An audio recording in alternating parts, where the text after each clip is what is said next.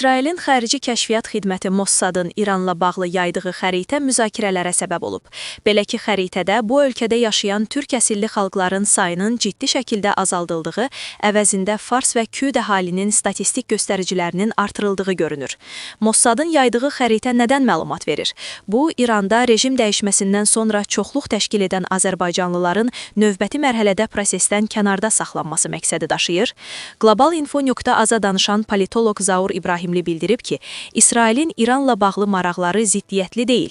Bu siyasət uzun illərdir ardıcıl şəkildə həyata keçirilir. İsrail mövcud dini siyasi rejimə qarşı İran daxilində mərkəzi hakimiyyətə etiraz edən etnik və sosial hərəkatlardan təsir aləti kimi istifadə edir. Açıq mənbələrdə dəfələrlə qeyd edilib ki, xüsusilə kürd qruplar mərkəzi hakimiyyətə qarşı aksiyalar vaxtı İsrailin dolayı və ya birbaşa dəstəyindən yararlanıblar. Son etiraz dalğalarında da aksiyaların daha fəal şəkildə məhz kürdlərin yaşadığı bölgələrdə baş verdiyi müşahidə olunub. İxtişaşların daha geniş yayıldığı ərazilər də əsasən etnik azlıqların məskunlaşdığı zonalarla üst-üstə düşüb. Ümumilikdə Yaxın Şərq coğrafiyasında Təl-Əvivin kürd təşəbbüslərini və kürd hərəkatlarını fəal şəkildə dəstəklədiyi açıq şəkildə görünür. Bu yanaşma İsrailin özünə rəqib hesab etdiyi dövlətlərə qarşı ən effektiv təsir mexanizmlərindən biri kimi qiymətləndirilir. Bununla yanaşı İsrailin ayrı-ayrı etnik azlıqlara da dəstək verdiyi müşahidə edilir. Nümunə olaraq Suriyada druzları, İranda isə bəlucları göstərmək olar.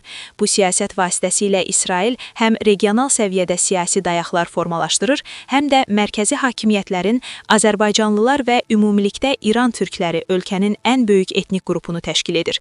Tarixi baxımdan İranın idarəçiliyində həlledici rol oynayıblar. İran tarixində dövlətin ən güclü dövrləri məhz türk siyasi elitasının hakimiyyəti ilə bağlı olub.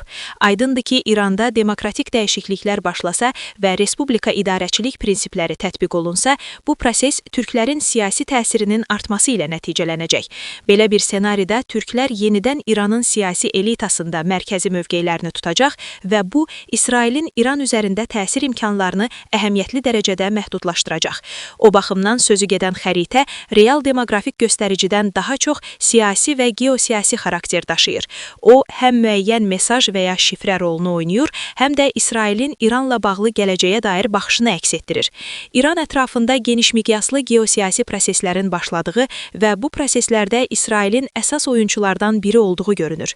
Ona görə də xəritə İsrailin maraqları prizmasından təəccüblü hesab edilə bilməz.